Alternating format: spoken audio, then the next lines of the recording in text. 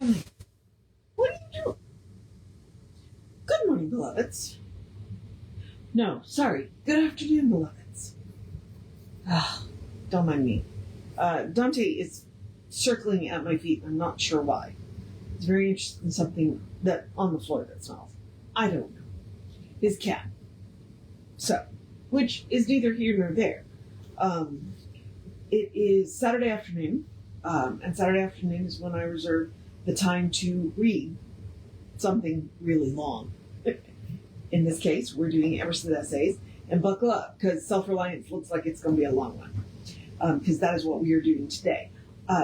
In, I believe, July, Reverend Jesse is going to teach a class on Emerson's essays, and I said, okay, well, just give me the essays that you're going to read.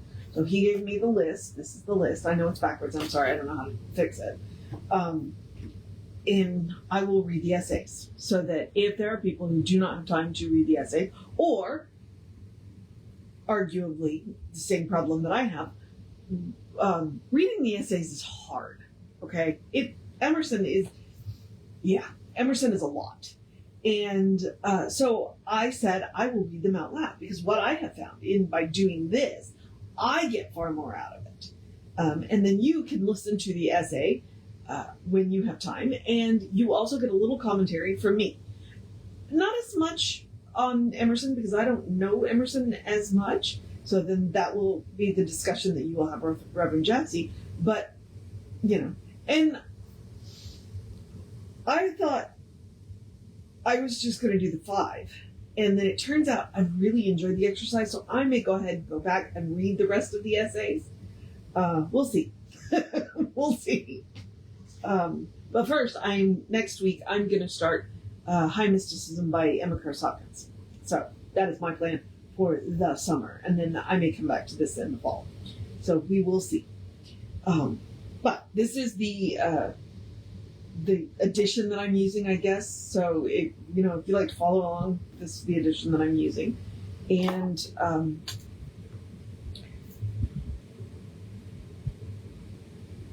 I guess let me run through the housekeeping really quick. The housekeeping is simply me reminding you that we are Creative Life Spiritual Center. Website is creativelife.org. Constant contact, email info@creativelife.org. One email a week tells you what's going on with the week of the month. Hot links are hot. And it's a blind CC. Nobody will see your email. You won't end up on anybody else's email list because of that. And then the social medias, we are Creative Life Spiritual Center or Creative Life Spark, and I'm running Rev Ryan on the social medias that I am on.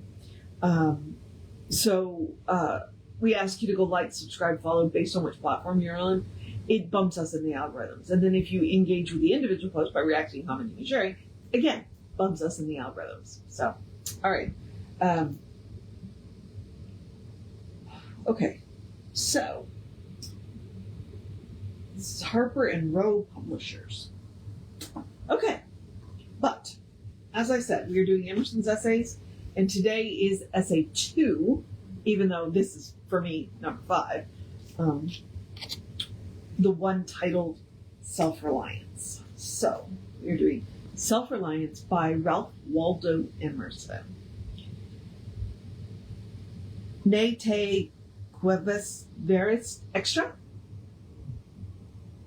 Man in his own star, and the soul that can render an honest and perfect man, commands all light, all influence, all fate. Nothing to him falls early or too late.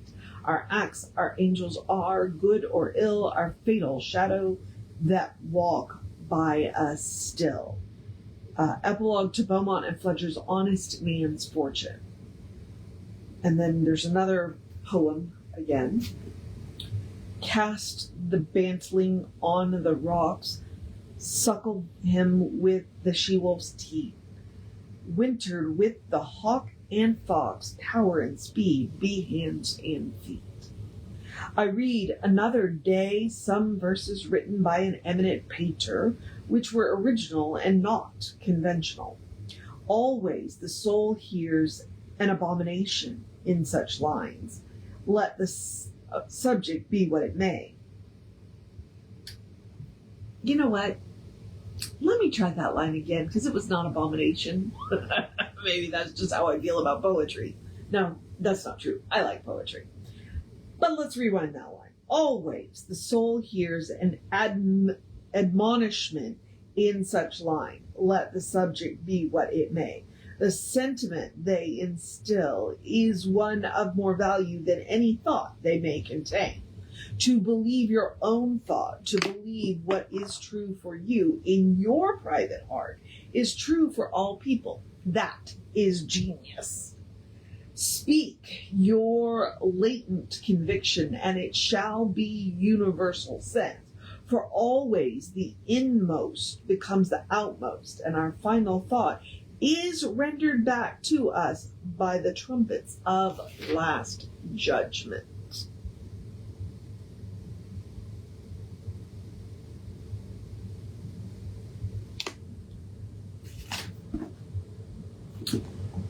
Familiar as the voice of the mind is to each, the highest merit we ascribe to Moses, Plato, and Milton is that they sat at naught books and traditions and spoke not what people, but what they thought.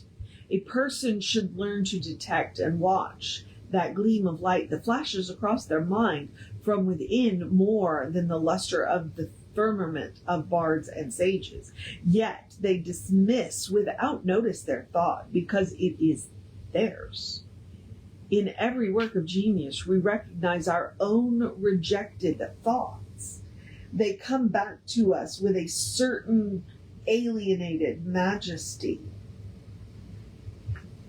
Great works of art have no more affecting lesson for us than this. They teach us to abide by our spontaneous impression with good-humored inflexibility than most when the whole cry of the voices is on the other side. Else, tomorrow, a stranger will say, with masterly good sense, precisely what we have thought and felt all the time, and we shall be forced to take with some shame our own opinion from another.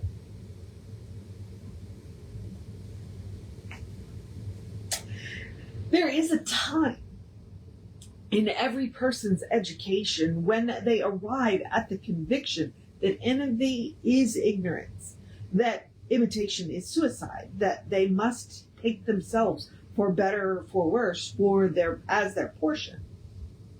That though the wide universe is full of good, no kernel of nourishing corn can come to them but through their toil bestowed on that plot of ground which is given to them to till. The power which resides in them is new in nature, and none but they know what that is which they can do, nor do they know until they have tried. Yep.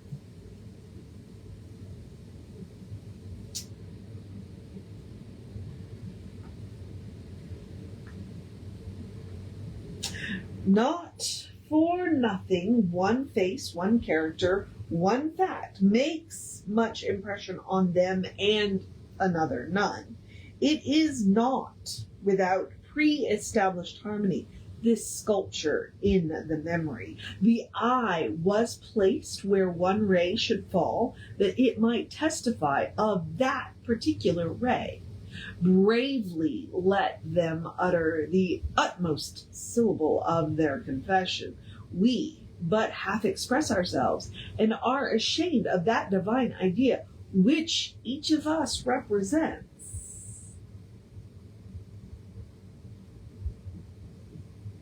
Yeah, that one was a good one, right?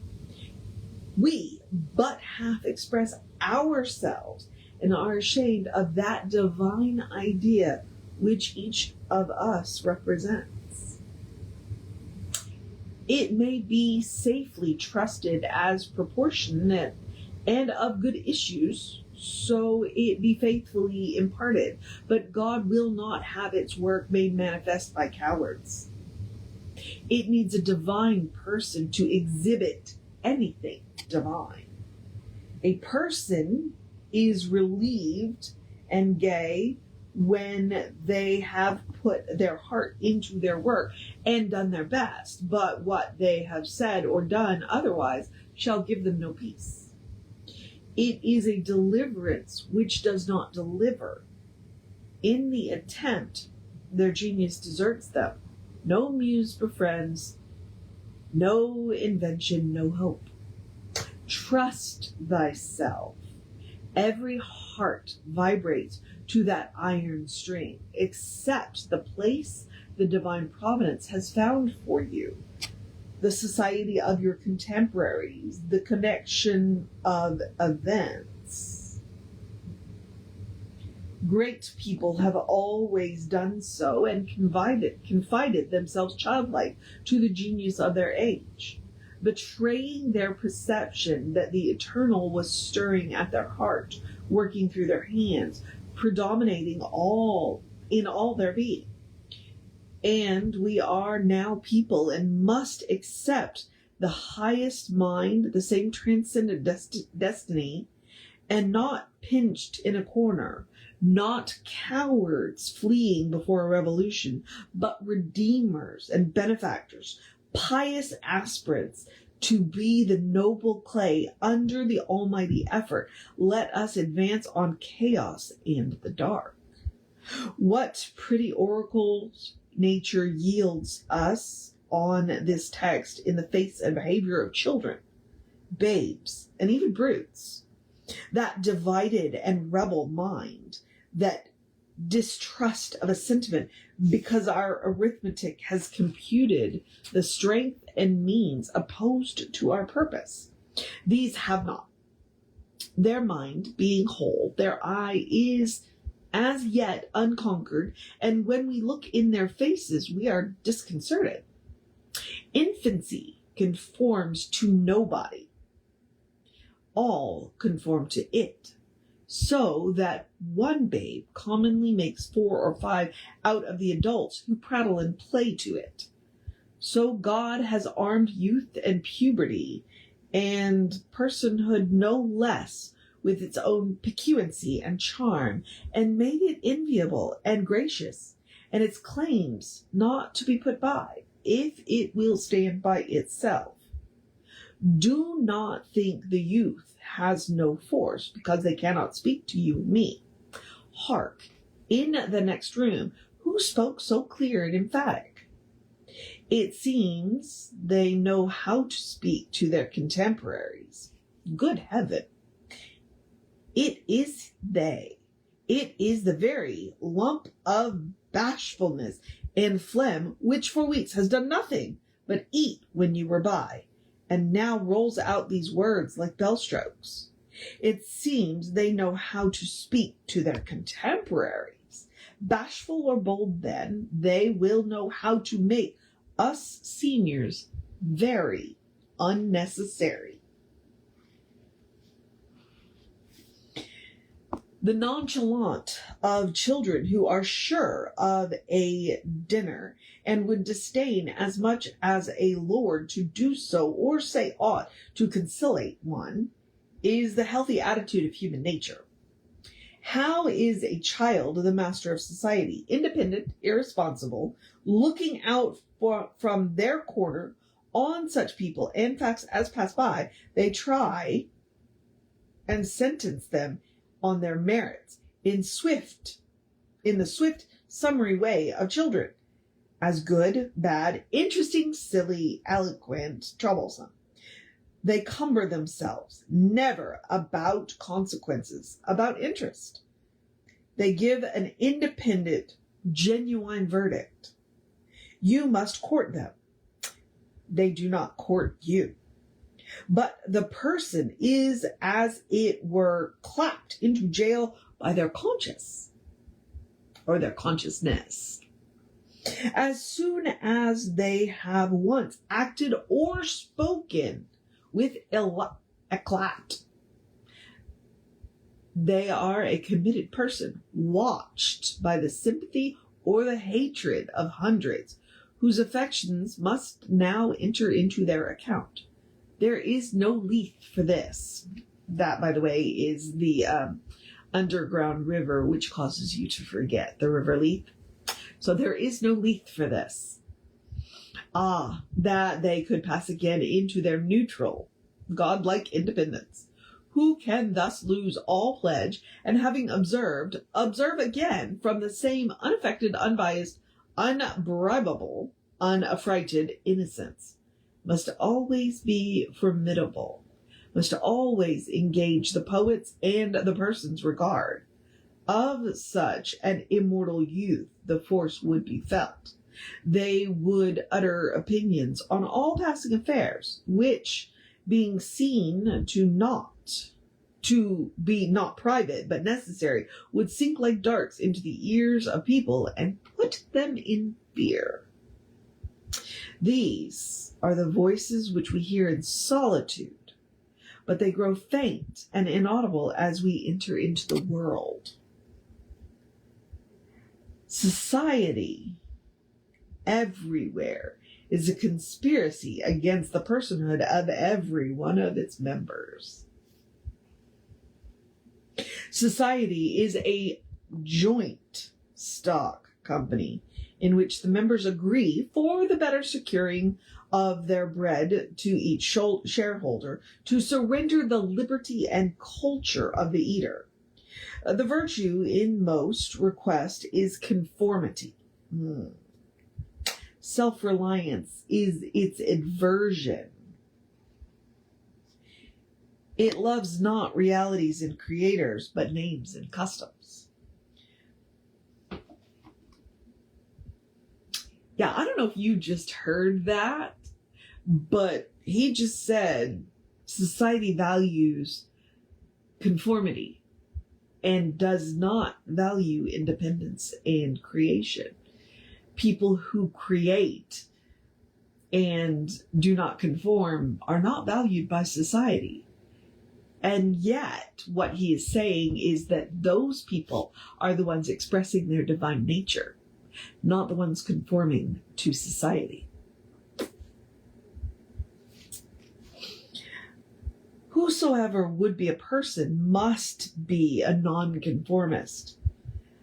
They who would gather immortal palms must not be hindered by the name of goodness, but must explore if it be goodness. Nothing is at last sacred but the integrity of our own mind. Absolve you to yourself, and you shall have the suffrage of the world. I remember an answer which when quite young I was prompted to make to a valued adviser who was wont to importune me with the dear old doctrines of the church.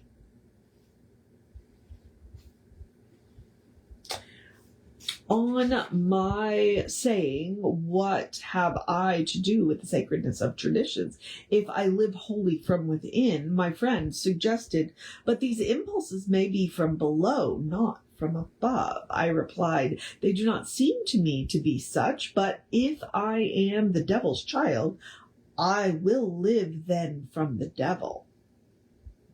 No law can be sacred to me but that of my nature. Good and bad are but names, very readily transferable to that or this. The only right is what is after my constitution. The only wrong is what is against it. A person is to carry themselves in the presence of all opposition as if everything were titular and ephemeral but they. I am ashamed to think how easily we capitulate to badges and names, to large societies and dead institutions. Every decent and well-spoken individual affects and sways me more than is right. I ought to go upright and vital and speak the rude truth in all ways. If malice and vanity wear the coat of philanthropy, shall that pass? If an angry bigot assumes this bountiful cause of the abolition and comes to me with his last news from Barbados, why should I not say to him, Go, thy infant, love thy woodchopper, be good-natured and modest. Have that grace, and never vanish your hard, uncharitable ambition with this incredible tenderness for black folk 1,000 miles off. Thy love afar is spite at home.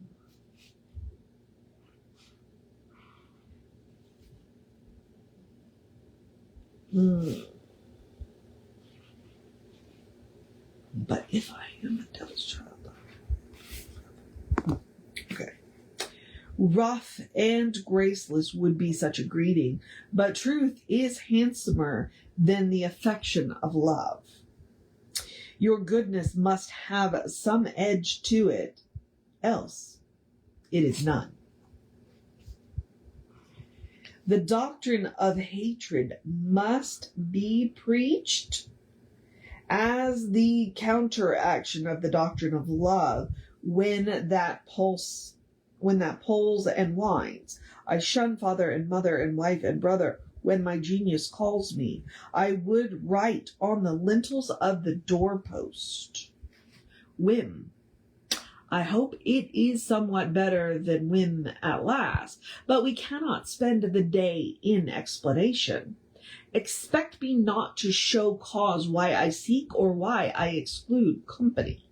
Then again, do not tell me as a good person did today that my obligation is to put Then again, do not tell me as a good person did today of my obligation to put all poor people in good situations. Are they my poor? I tell thee, thou foolish philanthropist, that I grudge the dollar, the dime, the cent that I give to such people as do not belong to me and to whom I do not belong.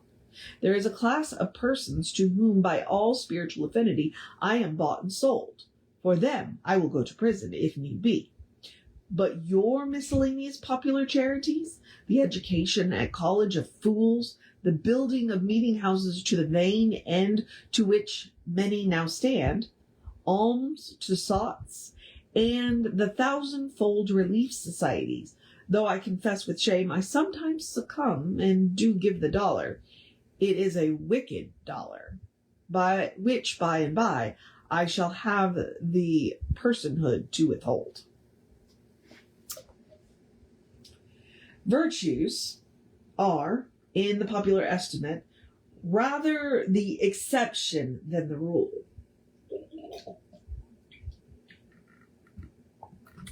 There is a person and their virtues. People do what is called a good action as some piece of courage or charity, much as they would pay a fine in expectation of daily non-appearance on parade.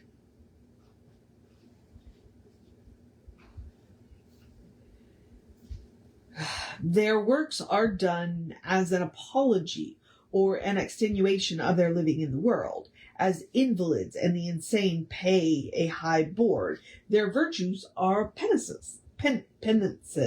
Their virtues are penances. I do not wish to expiate, but to live. My life is not an apology, but a life. It is for itself and not for a spectacle. I much prefer that it should be of a lower strain, so it be genuine and equal.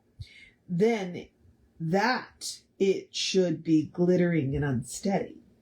I wish it to be sound and sweet, and not need diet and bleeding. My life should be unique. It should be an alms, a battle, a conquest, a medicine. I ask primary evidence that you are a person and refuse this appeal from a person to their actions. I know that for myself it makes no difference whether I do or forbear these actions which are reckoned excellent. I cannot consent to pay for a privilege where I have an intrinsic right. Few and mean as my gifts may be, I actually am, and do not need for my own assurance or the assurance of my fellows any secondary testimony. What I must do is all that concerns me, not what people think. This rule, equally arduous in actual and in intellectual life, may serve for the whole distinction between greatness and meanness. It is the harder because you will always find those who think they know what is your duty better than you know it. It is easy in the world to live after the world's opinion. It is easy in solitude to live after our own. But the great person is they who in the midst of the crowd keeps up with perfect sweetness the independence of solitude. The objection to conforming to usages that have become dead to you is that it scatters your force. It loses your time and blurs the impression of your character. If you maintain a dead church, contribute to a dead Bible society, vote with a great party either for the government or against it, spread your table like base housekeepers, under all these screens, I have difficulty to detect the precise person you are. And of course, so much force is withdrawn from your proper life. But do your thing, and I shall know you. Do your work, and you shall reinforce yourself. A person must consider what a blind person's bluff is, this game of conformity. If I know your sect, I anticipate your argument. I hear a preacher announce for their text and topic the expediency of one of the institutions of their church. Do I not know beforehand that not possibly can they say a new and spontaneous word? Do I not know that with all this ostentation of examining the grounds of the institution, they will do no such thing? Do I not know that they have pledged themselves not to look at one side of the permitted side, not as a person, but as a parish minister? They are a retained attorney, and these heirs of the bench are the emptiest affection, or affectation, maybe. Affectation. Well, most people have bound their eyes with one or another handkerchief and attached themselves to some one of these communities of opinion. This conformity makes them not false in a few particulars, authors of a few lies, but false in all particulars.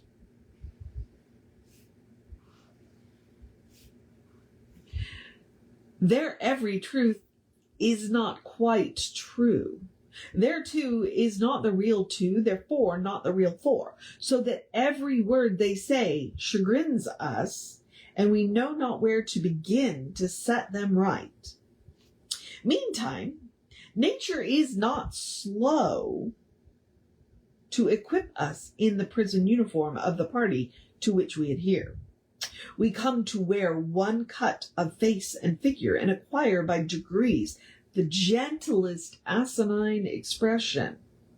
There is a mortifying experience in particular which does not fail to wreck itself also in the general history.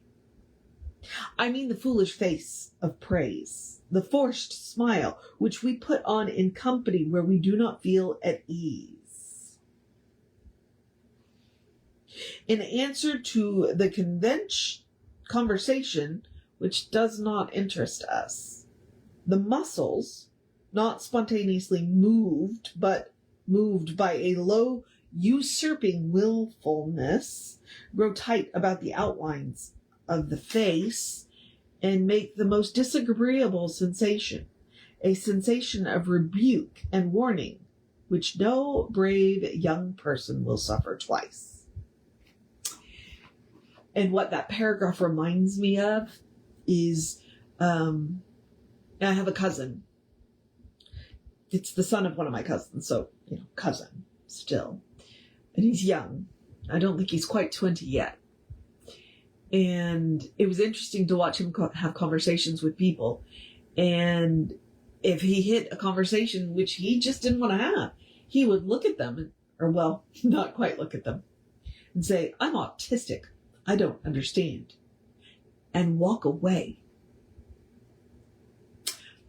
Would that all young people had that nerve when their elders are going on about absolutely nothing, to look their elders in the eye, or at least in the face, and say, "I don't understand," and then walk away. I'm old enough to do it now.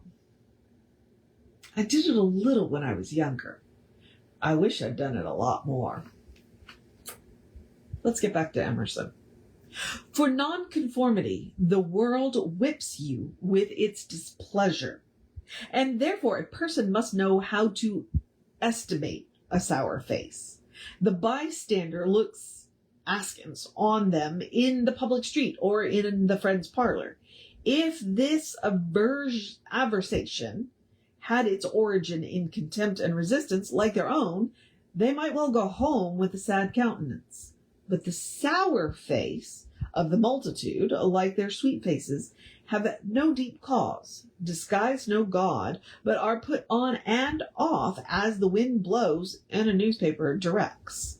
Yet it is the discontent of the multitude more formidable than that of the Senate and the college. It is easy enough for a firm person to know the world brooks the rage of cultivated classes.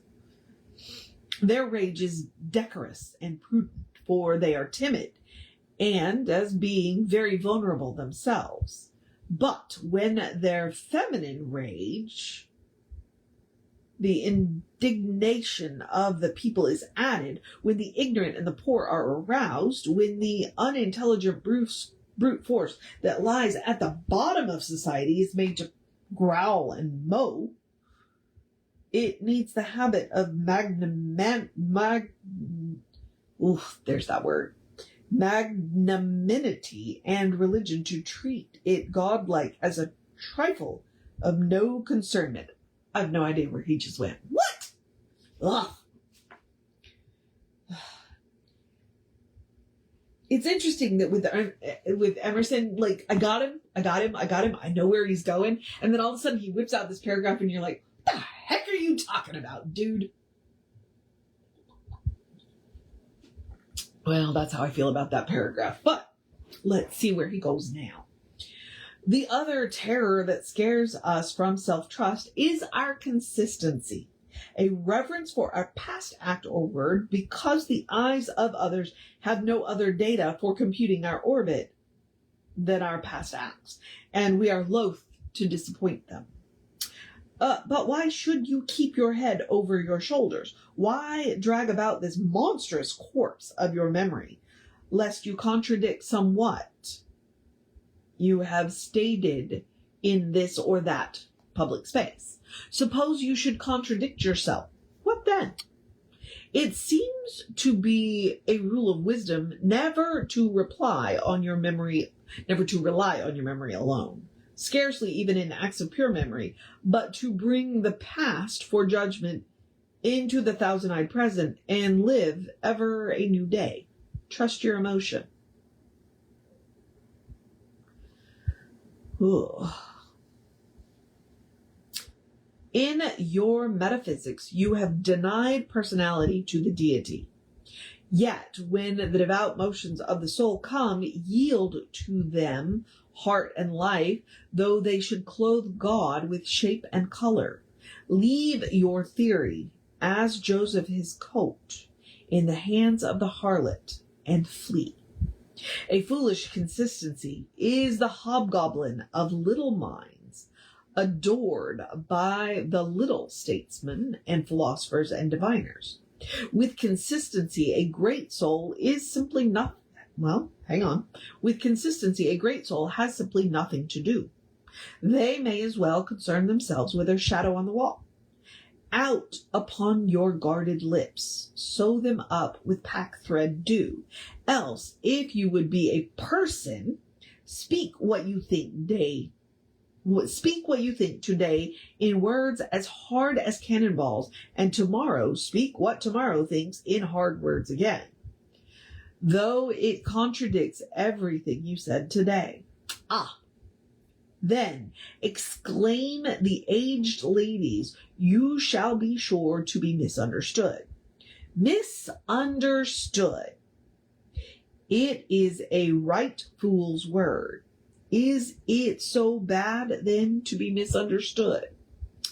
Pythagoras was misunderstood, and Socrates, and Jesus, and Luther, and Copernicus, and Galileo, and Newton, and every pure and wise spirit that ever took flesh. To be great is to be misunderstood. I suppose no person can violate their nature. All the sallies of their will are rounded in by the law of their being, as the inequities of Andes and Hemlock are insignificant in the curve of a spear. Nor does it matter how you gauge and try them.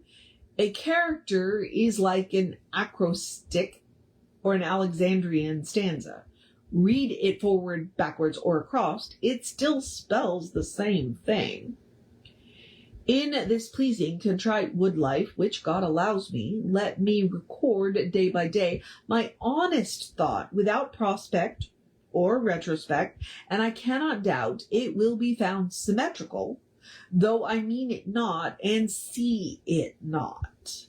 My book should smell of pines and resound with the hum of insects. The swallow over my window should interweave that thread or straw they carry in their bill into my web also. We pass for what we are. Character teaches above our wills. People imagine that they communicate their virtue or vice only by overt actions and do not see that virtue or vice emit a breath every moment. Fear never, but ye shall be consistent in whatever variety of actions, so they be each honest and natural in their hour. For of one will, the actions will be harmonious, however unlike they seem. These varieties are lost sight of when seen at a little distance, at a little height of thought. One tendency unites them all. The voyage of the best ship is a zigzag line of 100 tacks. This is only microscopic criticism. See the line from a sufficient distance, and it straightens itself to an average tendency.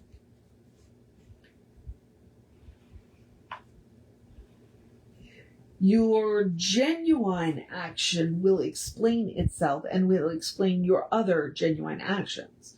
Your conformity explains nothing. Act singly, and what you have already done singly will justify you now. Greatness always appeals to the future. If I can be great enough now to do right and scorn eyes, I must have done so much right before as to defend me now. Be it how it will, do right now. Always scorn appearances, and you always may. The force of character is cumulative. All the foregone days of virtue work their health into this. What makes the majesty of the heroes of the Senate and the field, which so fills the imagination? The consciousness of a train of great days and victories behind. There they all stand and shed a united light on the advancing actor. They are attended as by a visible escort of angels. Let's try that sentence again. They are attended as by a visible escort of angels to every person's eye. That is it which throws thunder into Chatham's voice and dignity into Washington's port, and America into Adam's eye. Honor is venerable to us because it has no ephemeris. It is always ancient virtue. We worship it today because it is not of today. We love it and pay it homage because it is not a trap for our love and homage, but is self-dependent, self-derived, and therefore of an old immaculate pedigree, even if shown in a young person. I hope in these days we have heard the last of conformity and consistency. Well, I think we disappointed Emerson there. Let the words be gazetted and ridiculous henceforth. Instead of the gong for dinner, let us hear a whistle from the Spartan fife. Let us bow and apologize never more. A great person is coming to eat at my house. I do not wish to please them. I wish that they would wish to please me. I wish that they should wish to please me. I will stand here for humanity, and though I would make it kind, I would make it true. Let us affront and reprimand the smooth mediocrity and the squalid content of the times, and hurl in the face of custom and trade and office the fact which is the upshot of all history, that there is a great responsible thinker and actor moving wherever moves a person, that a true person belongs to no other time and place, but is the center of things. Where they are, there is nature. They measure you and all people and all events. You are constrained to accept their standard. Ordinarily, everybody is in society reminds us of somewhat else or some other person. Jesse says that on a regular basis.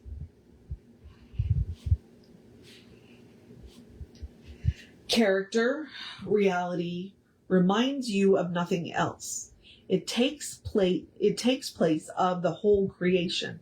The person must be so much that they must take all circumstances indifferent, put all means into the shade. This all great people are and do. Every true person is a cause, a country, and an age, requires infinite spaces and numbers and time fully to accomplish their thought, and posterity seem to follow their steps as a procession. A person, Caesar, is born, and for ages after we have a Roman Empire. Christ is born, and millions of minds so grow and cleave to his genius that he is confounded by virtue and the possible of humanity. An institution is the lengthened shadow of one person. As the Reformation of Luther, Quakerism of Fox, Methodism of Wesley, abolition of Clarkson, Scipio, Milton called the height of Rome, and all history resolves itself very easily into the biography of a few stout and earnest persons.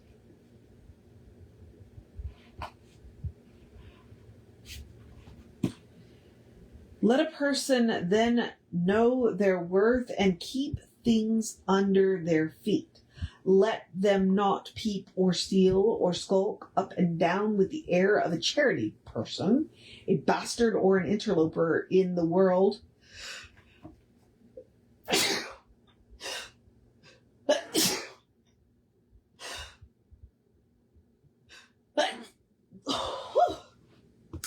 Pardon? I have no idea where that just came from. Oh, Lord.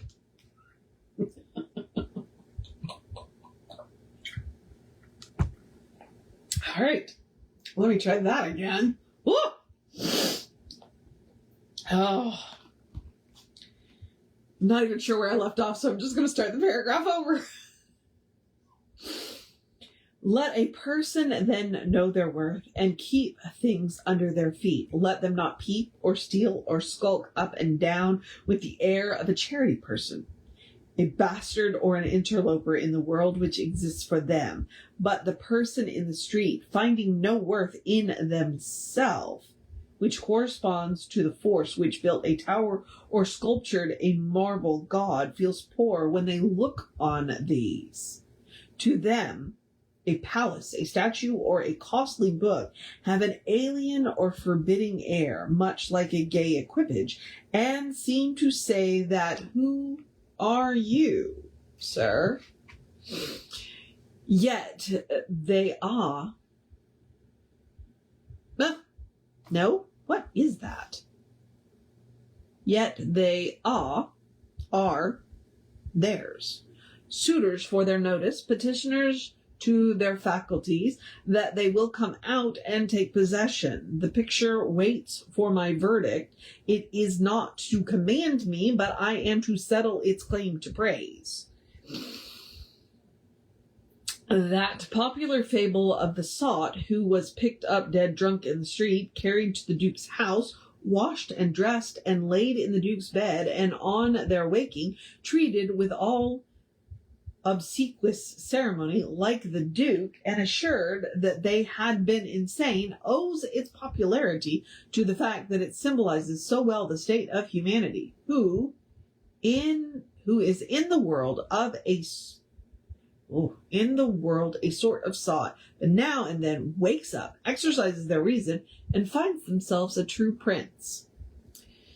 All right, Emerson, where are you going? Our reading is mendicant and sycophantic. Oy. At least I learned new words reading Emerson. In history, our imagination makes fools of us, playing us false. Kingdom and lordship, power and estate are a guardian vocabulary than private John or Edward in a small house and common day's work. But the things of life are the same to both. The sum total of both is the same. Why all this deference to Alfred and Scanderbeg and Gustavus? Suppose they were virtuous. Did they wear out virtue? As great a state depends on your private act today, as followed their public and renowned steps. When private people shall act with original views, the luster will be transferred from the action of kings to those of gentle people. Okay, I'm going to have to think about that. The world has indeed been instructed by its kings, who have so magnetized the eyes of nations. It has been taught by this colossal symbol of the mutual relevance that is due from person to person, the joyful loyalty with which people have everywhere suffered the king, the noble, or the great proprietor to walk among them by a law of their own, make their own scale of people and things, and reverse theirs, pay for benefits not with money but with honor, and represent the law in their person, was the hieroglyphic by which they obscurely signified their consciousness of their own right and comeliness, the right of every person. Yeah, Emerson's running away again. Let's hope he circles back, because, what? The magnetism which all original action exerts is explained when we inquire the reason of self-trust. Who is the trustee? What is the aboriginal self on which the universal reliance may be grounded? What is the nature and power of the science baffling star, without parallax, without calculable elements, which shoots a ray of beauty even into trivial and impure actions, if the least mark of independence appear?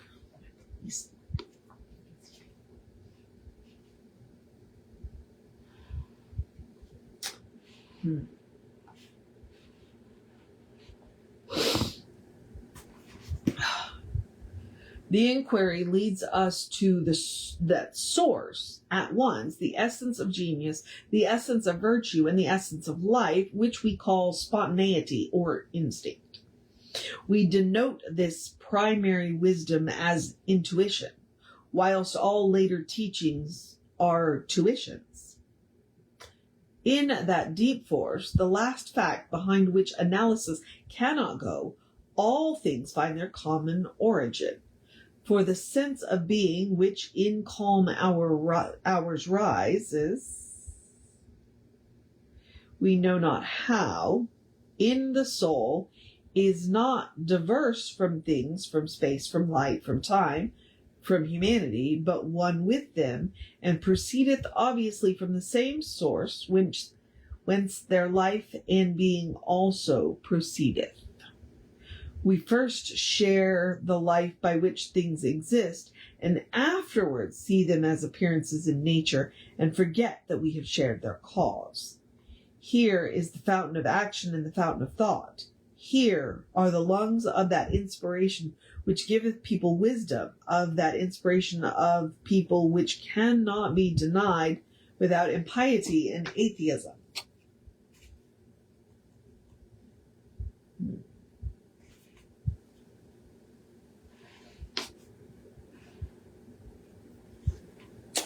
We lie in the lap of immense intelligence, which makes us organs of its activity and receivers of its truth.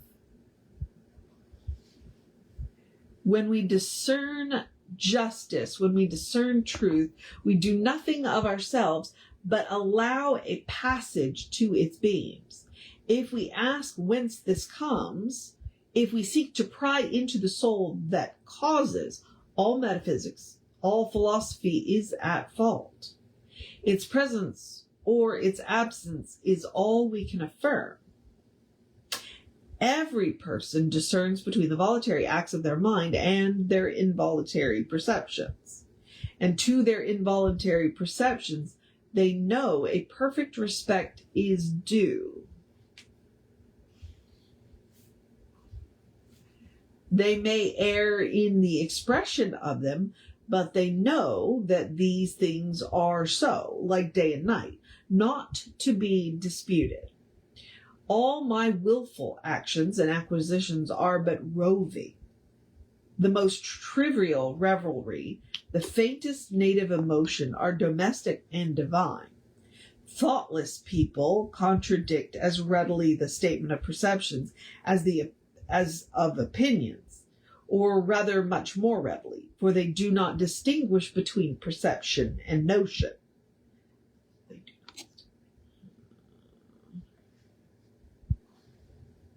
They fancy that I choose to see this or that thing, but perception is not whimsical but fatal. If I see a trait, my children will see it after me, and in course of time all humanity, although it may chance that no one has seen it before me. For my perception of it is as much a fact as the sun. The relations of the soul to the divine spirit are so pure that it is profane to seek to interpose helps. It must be that when God speaketh, it should communicate not one thing but all things, should fill the world with its voice, should scatter forth light, nature, time, souls from the center of the present thought, and new date and new create the whole. Whenever a mind is simple and receives a divine wisdom, then old things pass away. Means, teachers, texts, temples fall. It lives now and absorbs past and future into the present hour. All things are made sacred by relation to it.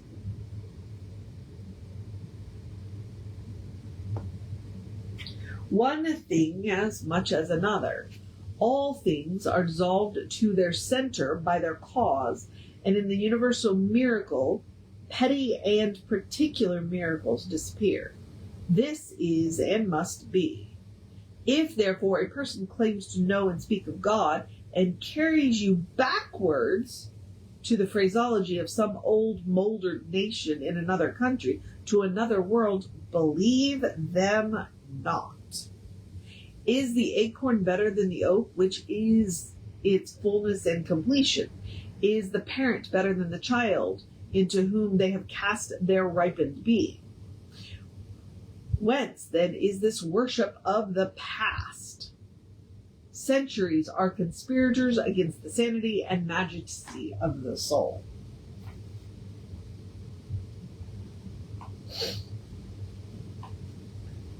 Time and space are but physiological colors which the eye maketh, but the soul is light. Where it is day, where it was is night, and history is an impertinence and an injury if it be anything more than a cheerful apologue or parable of my being in the company. Humanity is timid and apologetic. They are no longer upright. They dare not say, I think I am, but quote some saint or sage. They are ashamed before the blade of grass or the blowing rose. These roses under my window make no reference to former roses or to better ones. They are for what they are. They exist with God today. There is no time for them. There is simply the rose. It is perfect in every moment of its existence. Before a leaf bud has burst, its whole life acts. In a full-blown flower, there is no more. In the leafless root, there is no less. Its nature is satisfied, and it satisfies nature in all moments alike.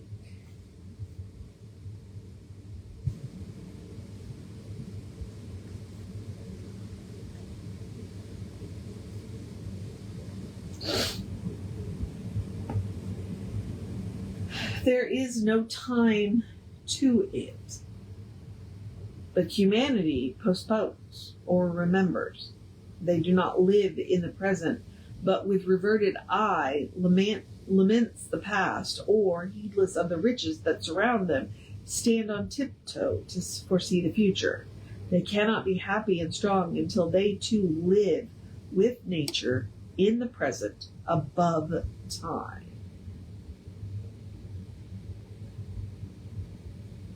This should be plain enough. Yet, what strong intellects dare not yet hear God itself unless they speak the phraseology of I know not what David or Jeremiah or Paul. We shall not always set so great a price on a few texts, on a few lives. We are like children who repeat by rote the sentences of grandmas or grandames and tutors, and as they grow older, of people of talents and character they chance to see, painfully recollecting the exact words they spoke. Afterwards, when they come into the point of view which those who had uttered these sayings, they understand them and are willing to let the words go. For at any time they can use words as good when occasion comes. So was it with us, so will it be, if we proceed. If we live truly, we shall see truly. It is as easy for the strong person to be strong as it is for the weak to be weak. When we have new perception, we shall gladly disburthen the memory of its hoarded treasures as old rubbish. When a person lives with God, their voice shall be as sweet as the murmur of the brook and the rustle of the corn. And now, at last, the highest truth on this subject remains unsaid, probably cannot be said. For all that we say is the far-off remembering of the intuition, that thought, by what I can now nearest approach to say it is this: when good is near you, when you have life in yourself, it is not by any known or appointed way. You shall not discern the footprints of any other. You shall not see the face of humanity. You shall not hear any name. The way, the thought, the good shall be wholly strange and new. It shall exclude all other being. You take the way from humanity, not to humanity.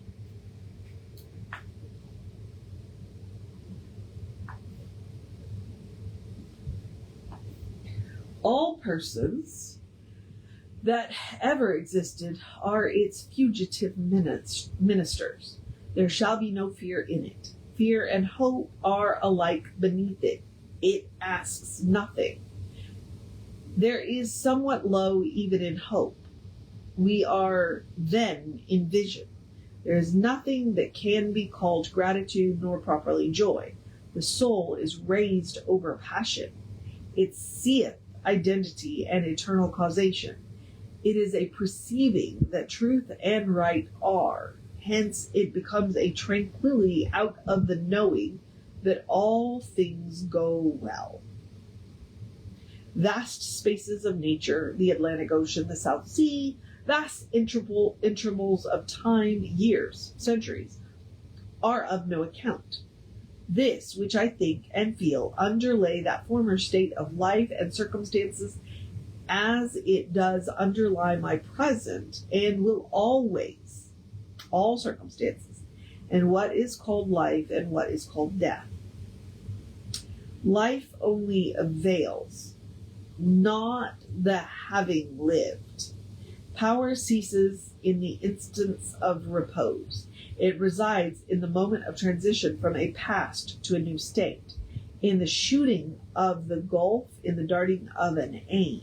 This one fact the world hates, that the soul becomes.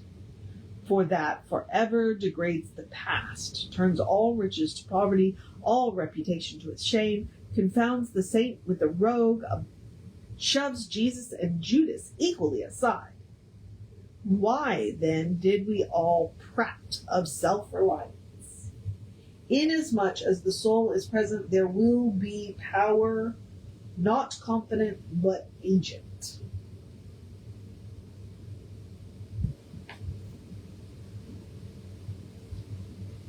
To talk of reliance is a poor external way of speaking. Speak rather of that which relies because it works and is. Who has more soul than I masters me, though they should not raise their finger. Round them I must resolve by gravitation of spirits. Who has less I rule with like facility. We fancy it rhetoric when we speak of eminent virtue. We do not yet see that virtue is height, and that a person or a company of people, plastic and permeable to principles, by the law of nature, must overpower and ride all cities, nations, kings, rich people, poets, who are not. This is the ultimate fact which we so quickly reach on this, as on every topic, the resolution of all into the ever-blessed one. Virtue is the governor, the creator, the reality. All things real are so by so much virtue as they contain.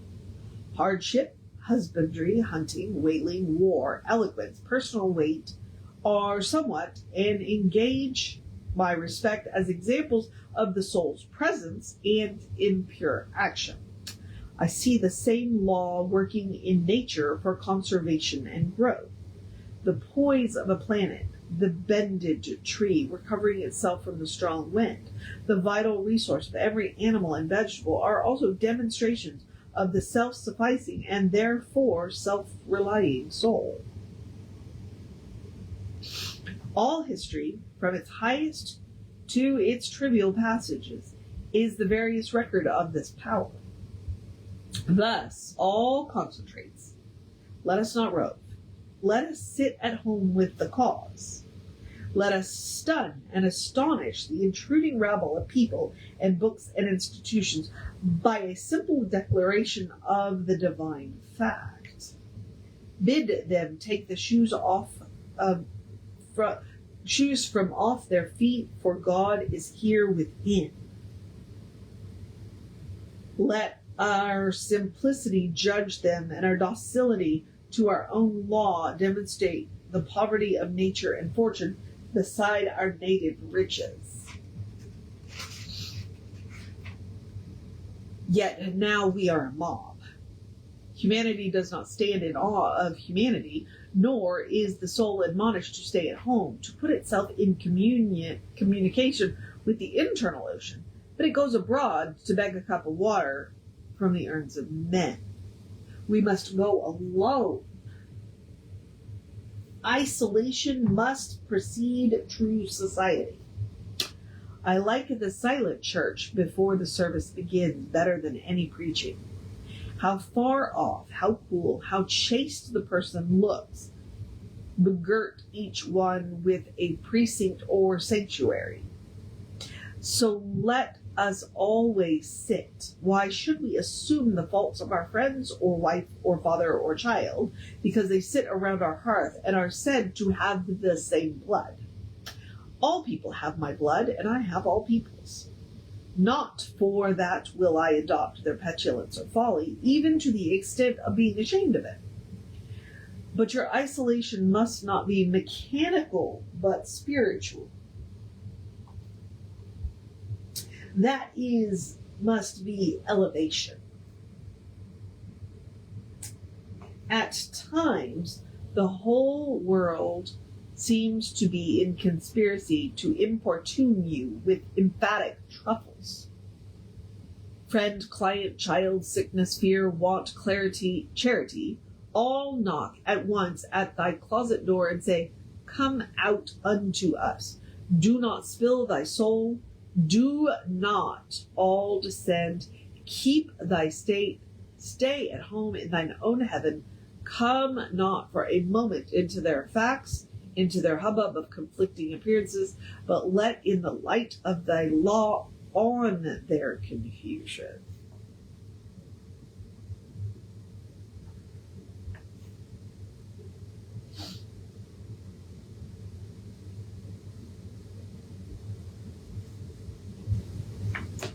The power people possess to annoy me, I give them by a weak curiosity.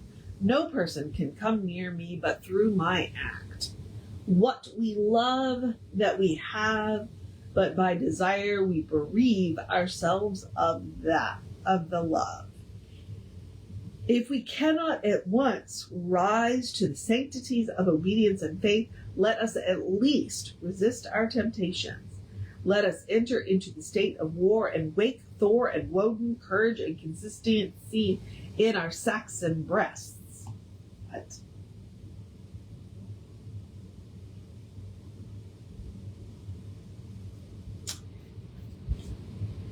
This is to be done in our smooth times by speaking the truth.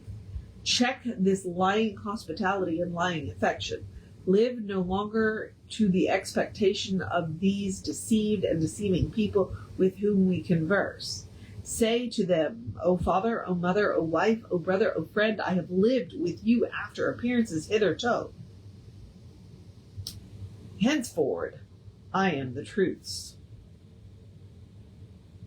Be it known unto you that henceforth I obey no law less than the external law. I will have no covenants but proxies. Proximities. I shall endeavor to nourish my parents, to support my family, to be the chaste husband of one wife, but these relations I must fill after a new unprecedented way. I appeal from your customs. I must be myself. I cannot break myself any longer for you, to you. If you can love me for what I am, we shall be happier. If you cannot, I will still seek to deserve that you should. I must be myself. I will not hide my tastes or aversions. I will so trust that what is deep is holy, that I will do strongly before the sun and moon whatever inlay rejoices me and the heart appoints. If you are noble, I will love you. If you are not, I will not hurt you and myself by hypocritical attentions. If you are true, but not in the same truth with me, cleave to your companions. I will seek my own. I do this not selfishly, but humbly and truly. It is alike your interest and mine and all people's, however long we have dwelt in lies, to live in the truth. Does this sound harsh today? You will soon love what is dictated by your nature as well as mine. And if we follow the truth, it will bring us out safe at last. But so many you give these friends pain. But so may you give these friends pain. Yes, but I cannot sell my liberty and my power to save their sensibilities. Besides, all persons have their moments of reason. When they look out into the region of absolute truth, then will they justify me and do the same thing. The populace think that your rejection of popular standards is a rejection of all standard, and a mere antinomianism, and the bold sensualists will use the name of philosophy to gild their crimes. But the law of consciousness abides. There are two confessionals, in one or the other of which we must be shriven. You may fulfill your round of duties by clearing yourself in the direct or in the reflex way. Consider whether you have satisfied your relations to father, mother, cousin, neighbor, town, dog, cat. Whether any of these can upbraid you. But I may also neglect this reflex standard and absolve me to myself. I have my own stern claims and perfect circle. It denies the name of duty to many offices that are called duties. But if I can discharge its debts, it enables me to dispense with the popular code. If anyone imagines that this law is lax, let them keep its commandment one day. And truly, it demands something godlike in them who has cast off the common motives of humanity and has ventured to trust themselves for a taskmaster. High be their heart, faithful be their will, clear their sight, that they may in good earnest be doctrine, society, law to themselves, that a simple purpose may be to them as strong as iron necessity is to others.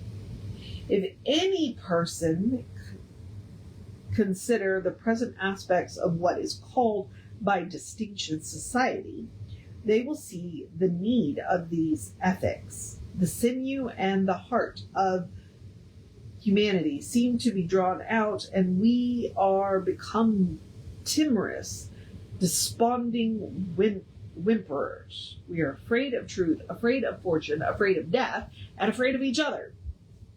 Our age yields no great and perfect persons.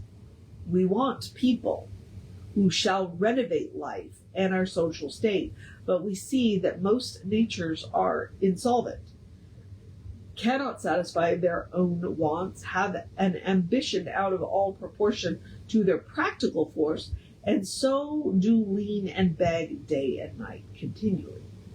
Our housekeeping is mendicant, our arts, our occupations, our marriages, our religions. We have not chosen, but society has chosen for us. We are parlor soldiers, the rugged battle of fate, where strength is born, we shun. If our young people miscarry their first enterprises, they lose all heart. If the young merchant fails, people say they are ruined.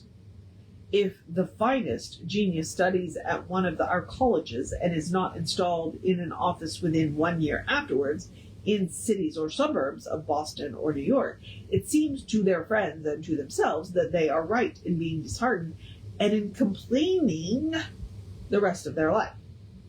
A sturdy lad from New Hampshire or Vermont, who in turn tries all the professions, who teams it, farms it, peddles, keeps a school, preaches, edits a newspaper, goes to Congress, buys a township, and so forth, in successive years, and always, like a cat, falls on their feet, is worth 100 of these city dolls.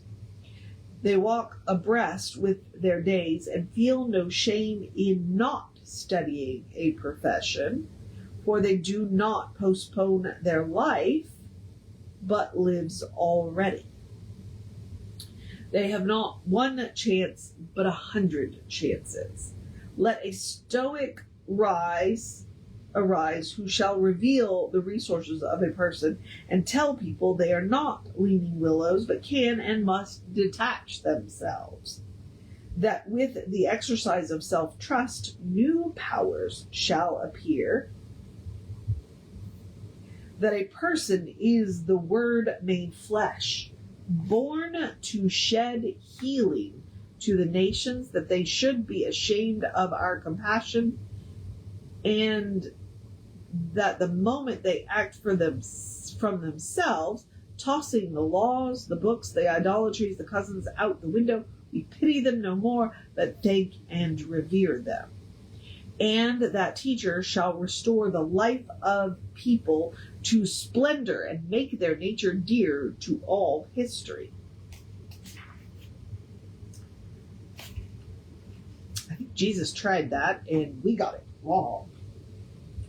It is easy to see that a greater self-reliance, a new respect for the divinity in humanity, must work a revolution in all the offices and relations of people, in their religion, in their education, in their pursuits, their modes of living, their association, in their property, in their speculative views.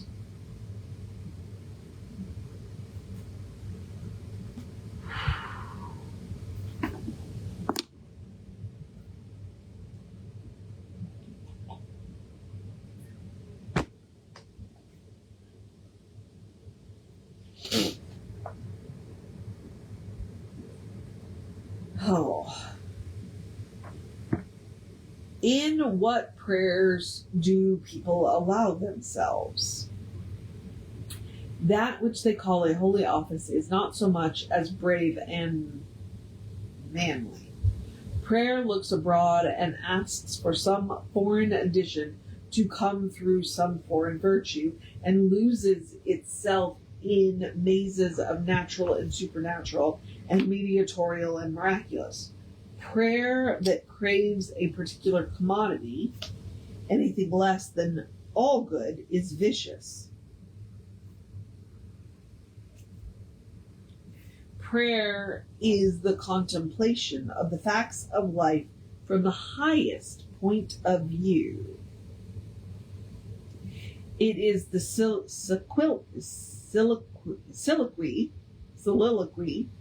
of a beholding and jubilant soul.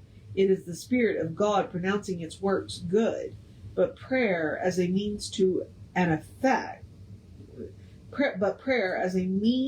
effect a private end is theft and meanness.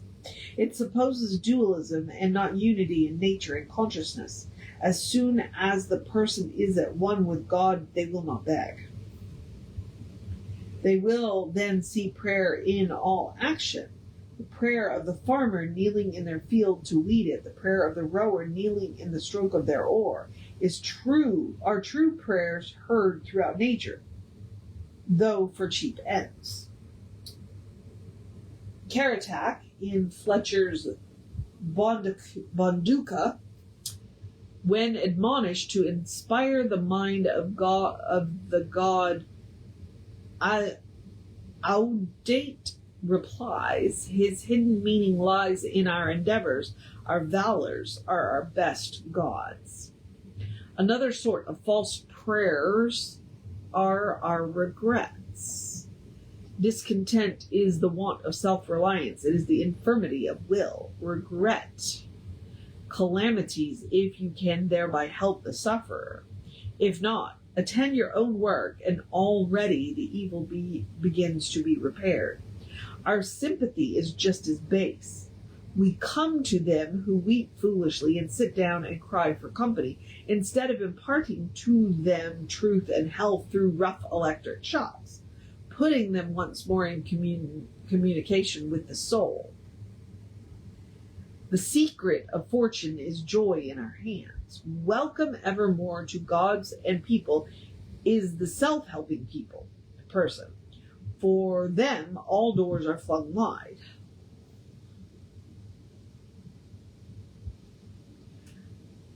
Hit them, all tongues greet, all honors crown, all eyes follow with desire. Our love goes out to them and embraces them because they do not need it. We solicitously and apologetically caress and celebrate them because they held on their way and scorned our disappropriation. The gods loved them because people hated them. To the preserving mortal, said Zoroaster, the blessed mortals are swift. All people's prayers are a disease of the will, so are their creeds a disease of the intellect. They say with those foolish Israelites, let not God speak to us, lest we die. Speak thou, speak any person with us, and we will obey. Everywhere I am bereaved of meeting God in my sibling because they have shut their own temple doors and recite fable merely of their brothers or their brother's God. Every new mind is a new classification. If it prove a mind of uncommon activity and power, a Locke or a Lavoisier, a Hutton or a Bentham, a Spurzheim, it imposes its classification on other people, and lo, a new system. In proportion always to the depth of thought, and so the number of the objects it touches and brings within reach of the people is their complacency.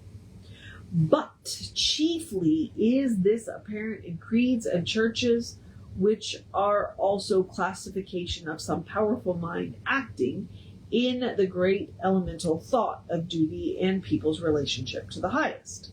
Relation to this. Such is Calvinism, Quakerism, Swedenborgianism.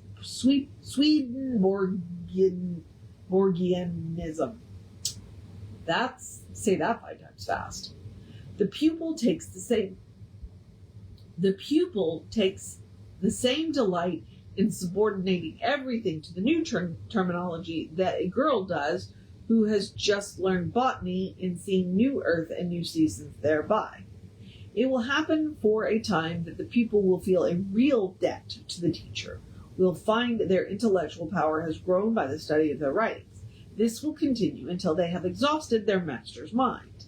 But in all unbalanced minds, the classification is idolized, passed for the end and not for a speedily exhaustible means, so that the walls of the system blend to their eyes in the remote horizon with the walls of the universe.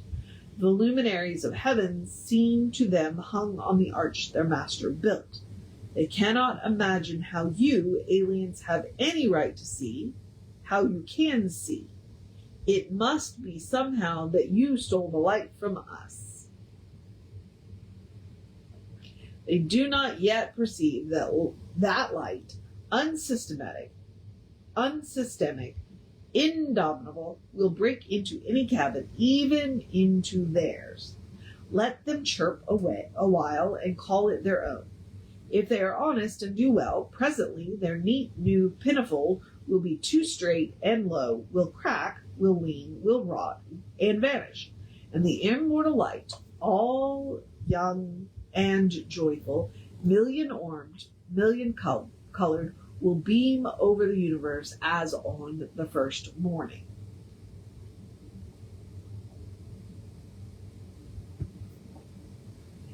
It sounds a lot like he's saying, do not try and correct them. Eventually they'll figure it out. And now we're on 2. It is for want of self-culture that the idol of the traveling, the idol of Italy, of England, of Egypt, remains for all educated Americans. They who made England, Italy, or Greece venerable in the imagination did not so by rambling around creation as a moth around a lamp, but by sticking fast where they were, like an axis of the earth. In manly hours, we feel that duty is our place, and that the merry men of circumstance should follow as they may. The soul is no traveler. The wise person stays at home with the soul, and when their necessities, their duties, on occasion call them from their house or into foreign lands, they are at home still and not getting abroad from themselves, and shall make people sensible by the expression of their countenance that they go, the missionary of wisdom and virtue, and visit cities and people like a sovereign and not like an interloper or a valet. I have no churlish objection to the circumnavigation of the globe for the purposes of art, of study, and benevolence, so that the person is first domesticated or does not go abroad with the hope of finding somewhat greater than they know. They who travel to be amused or to get somewhat which they do not carry travels away from themselves and grows old even in youth among old things. In themes, in Palmyra,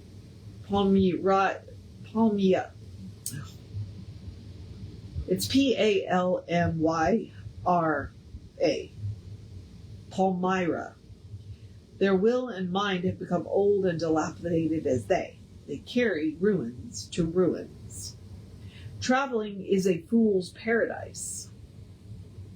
We owe to our first journeys the discovery that place is nothing. At home, I dream that at Naples, at Rome, I can be intoxicated with beauty and lose my sadness. I pack my trunk, embrace my friends, embark on the sea, and at last wake up in Naples, and there, beside me, is the stern fact, the sad self, unrelenting, identical, that I fled from. I seek the Vatican and the palaces. I affect to be intoxicated with sights and suggestions, but I am not intoxicated. My giant goes with me wherever I go. 3.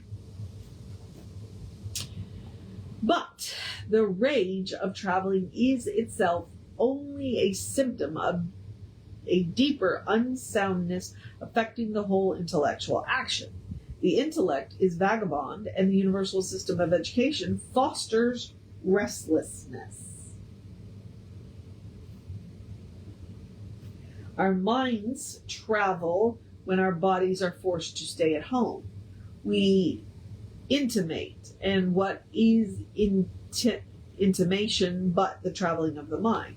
Our houses are built with foreign taste, our shelves are garnished with foreign ornaments, our opinions and our tastes, our whole minds lean and follow the past and the distant as the eyes of the maid follow her mistress. The soul created the arts wherever they have flourished. It was in their own mind that the artists sought their model.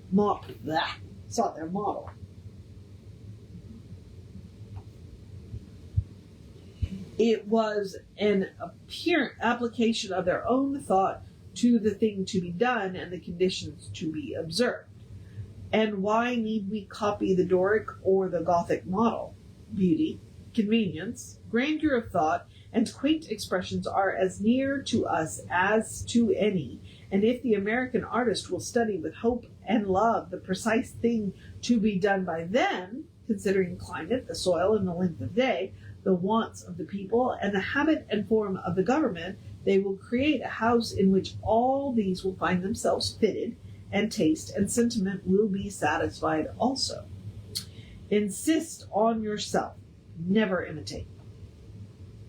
Your own gifts you can present every moment with the cumulative force of a whole life's cultivation. But of the adopted talent of another, you have only the extemporaneous half possession, that which each can do best. None but their Maker can teach them. No person yet knows what it is, nor can, till that person has exhibited it. But, nope, sorry, I don't know where that but came from. There's not a but there. Where is the master who could have taught Shakespeare? Where is the master who could have instructed Franklin, or Washington, or Bacon, or Newton? Every great person is a unique. The Scorpioism of Scorpio is precisely that part they could not borrow. If anybody will tell me whom the great person imitates in the original crisis when they perform a great act, I will tell them who else than themselves can teach them. Shakespeare will never be made by the study of Shakespeare. Do that which is assigned thee, and thou canst not hope too much or dare too much. There is at this moment, there is for me an utterance bare and grand as that of the colossal chisel of Phidias, or the trowel of the Egyptians, or the pen of Moses or Dante, but different from all of these. Not possibly will the soul, all rich, all eloquent, with 1,000-cloven tongue, deign to repeat itself. But if I can hear what these patriarchs say, surely I can reply to them in the same pitch of voice. For the ear and the tongue are two organs of one nature. Dwell up there in the simple and noble regions of thy life, obey thy heart, and thou shalt reproduce the foreworld again. 4. As our religion, our education, our art look abroad, so does our spirit of society. All people plume themselves on the improvement of society, and no person improves. Well, that's kind of interesting. Whew. Oh, thank goodness. We've got about 4 pages left because I am running out of steam here.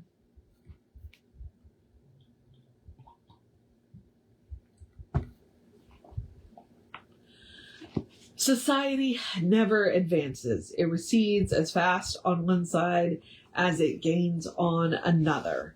Its progress is only apparent like the workers of a treadmill. It undergoes continual changes. It is barbarous. It is civilized. It is Christianized. It is rich. It is scientific. But this change is not a amelioration.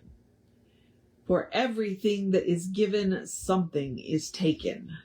Society acquires new arts and loses old instincts. What a contrast between the well-clad, reading, writing, thinking American with a watch, a pencil, and a bill of exchange in their pocket, and the naked New Zealander whose property is a club, a spear, a mat, and an undivided 20th of a shed to sleep under. But compare the health of the two people, and you will see that their aboriginal strength, the white person has lost. If the traveler tell us truly, strike the savage with a broad axe, and in a day or two the flesh shall unite and heal as if you struck the blow into soft pitch, and the same blow shall send the white to their grave. The civilized person has built a coach, but has lost the use of their feet. They are supported on crutches, but lack so much support of muscle. They have got a fine Geneva watch, but they have lost the skill to tell the hour by the sun. A Greenwich nautical almanac they have, and so being sure of the information when they want it, the person in the street does not know the star in the sky. The solstice they do not observe, the the equinox they know as little. The whole bright calendar of the year is without a dial in their mind. Their notebooks impair their memory. Their libraries overload their wit. The insurance office increases the number of accidents, and it may be a question of whether machinery does not encumber, whether we have not lost by refinement some energy, by a Christianity entrenched in establishments and form, some vigor of wild virtue. For every Stoic was a Stoic, but in Christendom, where is the Christian?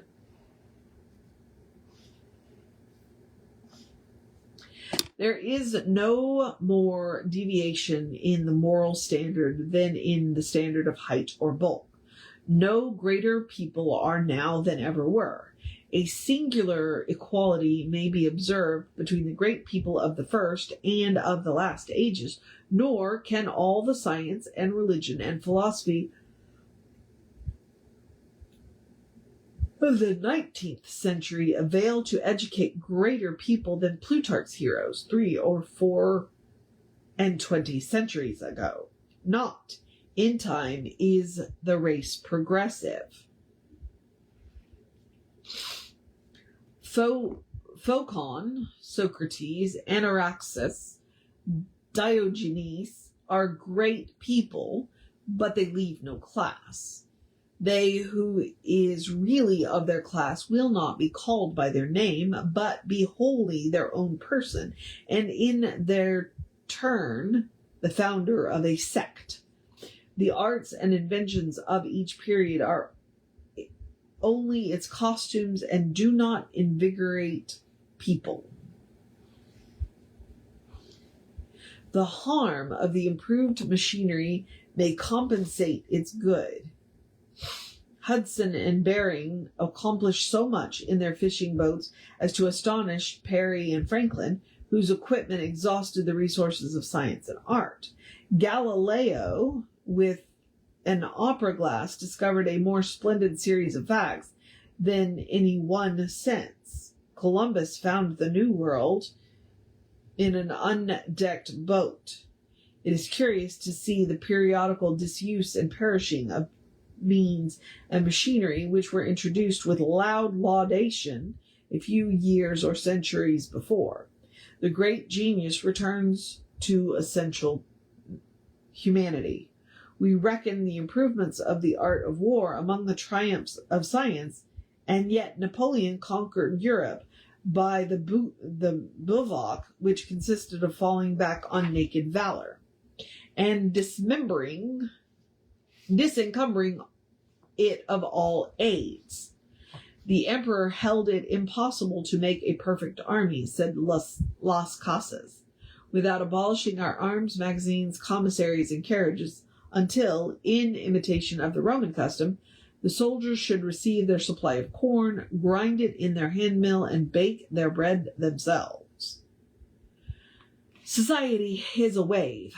The wave moves onward, but the water of which it is composed does not. The same particle does not rise from the valley to the ridge. Its unity is only phenomenal. The person who make up a nation today die, and their experience with them. And so the reliance on property, including the reliance on governments which protect it, is the want of self-reliance. Okay, now we're back to self-reliance. People have looked away from themselves and at things so long they have come to esteem what they call the soul's progress, namely the religious, learned, and civil institutions, as guards of property, and they deprecate assaults on these because they feel them to be assaults on property. They measure their esteem by each other. They measure their esteem of each other by what each has, and not by what each is. But a cultivated person becomes ashamed of their property, ashamed of what they have, out of a new respect for their being. Especially they hate what they have if they see it that it is accidental, came to them by inheritance or gift or crime, then they feel that it is not having, it does not belong to them, has no root in them, merely lies there because no revolution or robber takes it away. But that which a person is, does always by necessity acquire, and what the person acquires is permanent and living property, which does not wait the beck of rulers or mobs or revolution or fire or storm or bankruptcies, but perpetually renews itself wherever the person is put.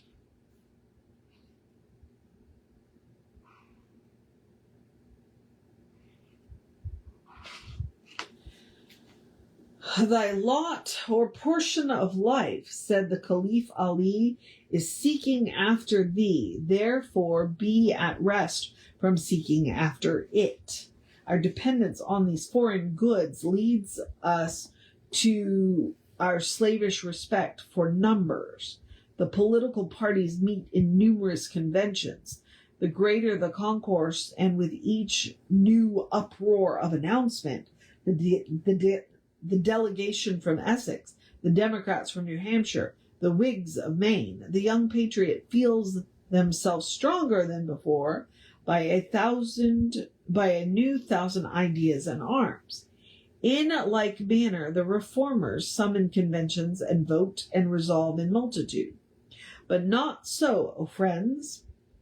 Will the God deny to enter and inhabit you, but by a method precisely the reverse. It is only as a person puts off themselves all external support and stands alone that I see them to be strong and to prevail. Okay. It is not a person... They are weaker by every recruit to their banner. Is not a person better than a town? Ask nothing of people, and in the endless mutation, thou only firm column must presently appear, the upholder of all that surrounds thee. They who know that power is in the soul, that they are weak only because they have looked for good out of them.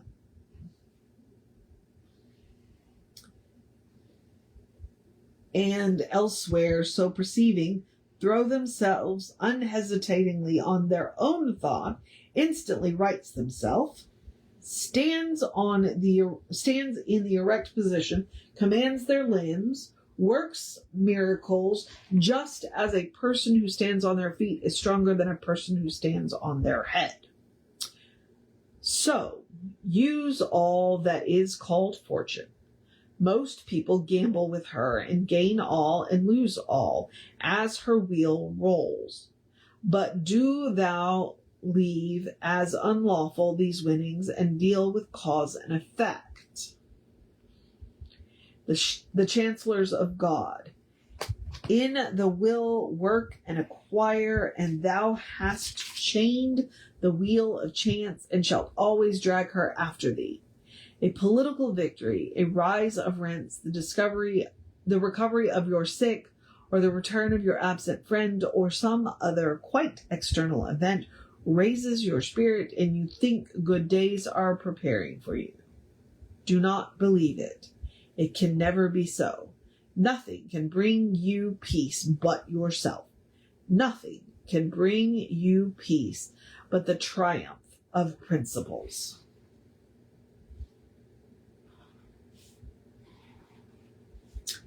And thus ends the article on self-reliance. And thus ends my current assignment of Emerson. You know, he started off really strong and then he got weird. But that's Emerson for you. And that's what happens. Emerson gets weird. It's just the way it is. So, I'm done for the moment for Emerson.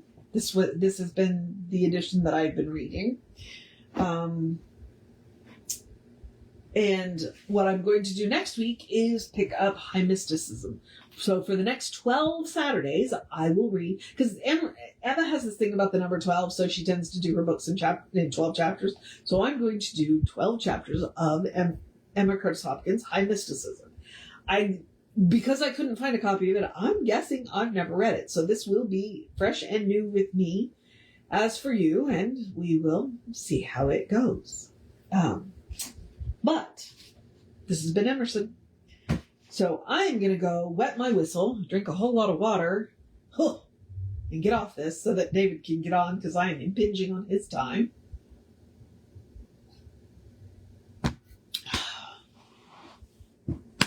And I'm going to let you take Emerson as you will, because it's the only way to take Emerson. As you will. All right, beloveds. I'll be back tomorrow around 8:45 to finish up the new design for the chapter that we're on, a new design for living, and then we will move on with things. Have a good afternoon and get some rest and drink plenty of water. All right? Whatever else you do, know that you are loved.